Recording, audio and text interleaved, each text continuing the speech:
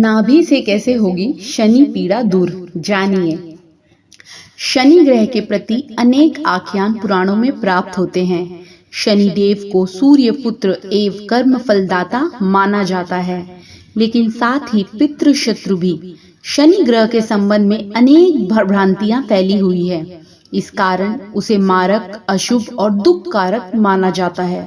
पाश्चात्य ज्योतिषी भी उन्हें दुख देने वाला मानते हैं, लेकिन शनि उतना अशुभ और मारक नहीं है जितना उसे माना जाता है।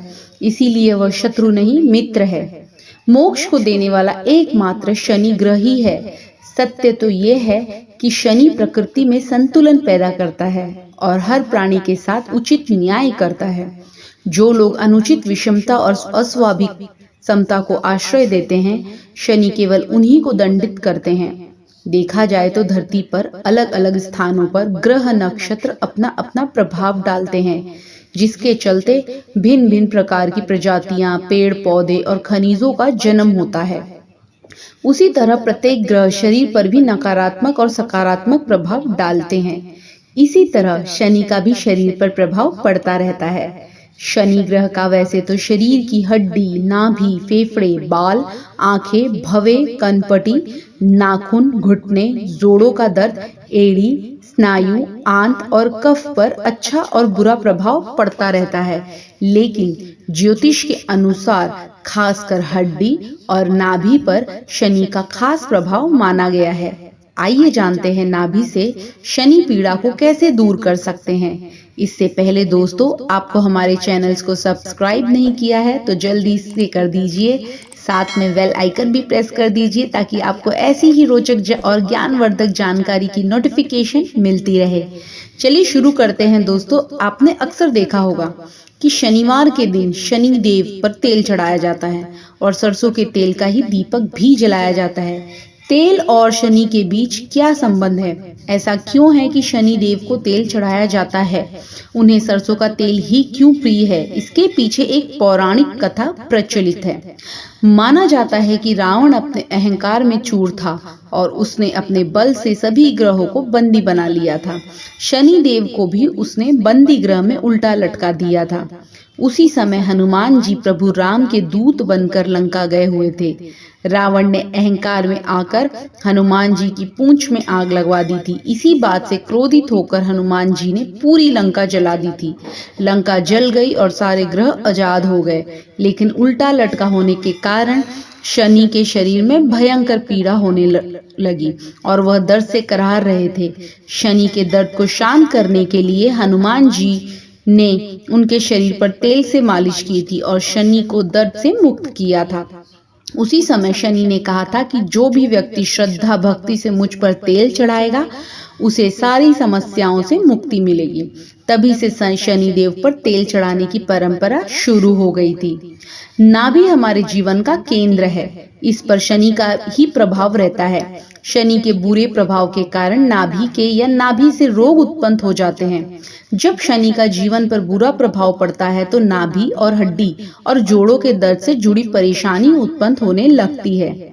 नाभि हमारी जीवन ऊर्जा का केंद्र है। नाभि पर सरसों का तेल लगाने से घुटने के दर्द में राहत मिलती है। हड्डी से जुड़ी समस्या और जोड़ों में होने वाले दर्द से आराम मिलने लगता है। नाभि में तेल लगाने से वहां जमा होने वाला मैल, जिसमें बैड बैक्टीरिया होता है, उसे जमा होने से रोकता है, जिससे इन्फेक्शन की समस्या से बचाव होता है।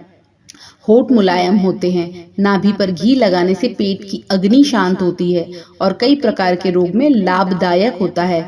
इससे आंखों और बालों को लाभ मिलता है। शरीर में दिमाग से भी महत्वपूर्ण स्थान है नाभि का। नाभि शरीर का प्रथम दिमाग होता है, जो प्राणवायु से संचालित होता है। हमारा सूक्ष्म शरीर नाभि ऊर्जा के केंद्र से जुड़ा रहता है। यदि कोई संत या सिद्ध पुरुष शरीर से बाहर निकलकर सूक्ष्म शरीर से कहीं भी विचरण करना चाहता है तो उसके सूक्ष्म शरीर की नाभि से स्थूल शरीर की नाभि के बीच एक रश्मि जुड़ी होती है। यदि यह टूट जाती है तो व्यक्ति का अपने स्थूल शरीर से संबंध भी टूट जाता है। कहते हैं कि मृत्यु के बाद भी प्राण नाभि में 6 मिनट तक रहते हैं। शास्त्रों में उल्लेख मिलता है कि भगवान ब्रह्मा का जन्म विष्णु की नाभि से हुआ था। दरअसल इस संसार में प्रत्येक मनुष्य का जन्म नाभि से ही होता है। नाभि को पाताल लोक भी कहा गया है। विष्णु पाताल लोक में ही रहते थे। इस धरती और संपूर्ण ब्रह्मांड का भी नाभि केंद्र है। नाभि केंद्र से ही संपूर्ण जीवन संचालित होता है। योग शास्त्र में नाभि चक्र को मणिपुर चक्र कहते हैं। नाभि के मूल में स्थित रक्त वर्ण का यह चक्र शरीर के अंतर्गत मणिपुर नामक तीसरा चक्र है, जो 10 दल कमल पंखुड़ियों से युक्त है। जिस व्यक्ति की चेतना या ऊर्जा यहाँ एकत्रित है, उसे काम करने की धुन सी रहती है। ऐसे लोगों को कर्मयोगी कहते हैं। ये लोग दुनिया का हर कार्य करने के लिए तैयार रहते हैं। इसके सक्रिय होने से तृष्णा, ईर्ष्या, चुगली, लज्जा, भय, घृणा, मोह आदि कषाय कल्मश दूर हो जाते हैं। यह चक्र मूल रूप से आत्मशक्ति प्रदान करता है। आयुर्वेद चिकित्सा पद्धति में रोग पहचानने के कई तरीके हैं। उसमें से एक है नाभि स्पंदन से रोग की पहचान। नाभि स्पंदन से यह पता लगाया जा सकता है कि शरीर का कौन सा अंग खराब हो रहा है या रोगग्रस्त है। नाभि के संचालन और इसकी चिकित्सा के माध्यम से सभी प्रकार के रोग ठीक किए जा सकते हैं। नाभि स्पंदन पद्धति के अनुसार यदि नाभि ठीक मध्यमा स्तर के बीच में चलती है, तब महिलाएं गर्भधारण योग्य होती है। लेकिन यदि यही मध्यमा स्तर से खिसक कर नीचे रीढ़ की तरफ चली जाए, तो ऐसी महिलाएं गर्भधारण नहीं कर सकती है। ऐसा भी कहा जाता है कि जिन महिलाओं को नाभि एकदम बीचों बीच में होती है, वो बिल्कुल स्वस्थ बच्चे को जन्म देती है। नाभि के खिसकने से मानसिक एवं आध्यात्मिक क्षमताएं कम हो जाती है। यदि गलत जगह पर खिसक जाए तो वह स्थायी हो जाए तो परिणाम अत्यधिक खराब हो सकते हैं। नाभि को यथास्थान लाना एक कठिन कार्य है। थोड़ी सी गड़बड़ी किसी नई बीमारी को जन्म दे सकती है। नाभि की नाड़ियों का संबंध शरीर के आंतरिक अंगों की सूचना प्रणाली से होता है। इसीलिए नाभि नाड़ी के यथास्थल बैठाने के लिए इसके योग्य व जानकार चिकित्सकों का ही सहारा लिया जाना चाहिए। नाभि को यथास्थान लाने के लिए रोगी को रात्रि में कुछ खाने को न दे।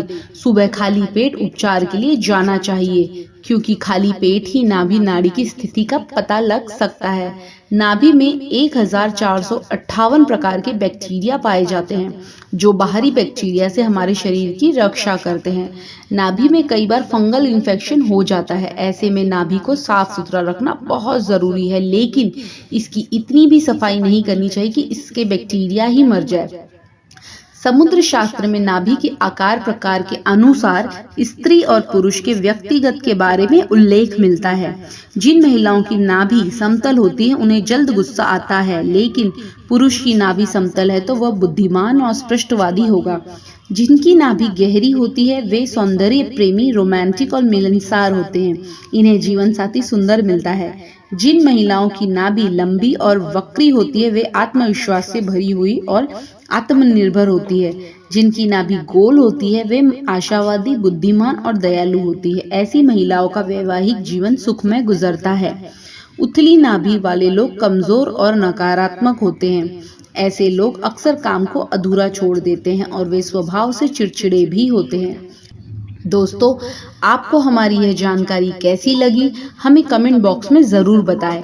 पसंद आई हो तो लाइक और शेयर अवश्य करें। धन्यवाद। आपका दिन शुभ हो।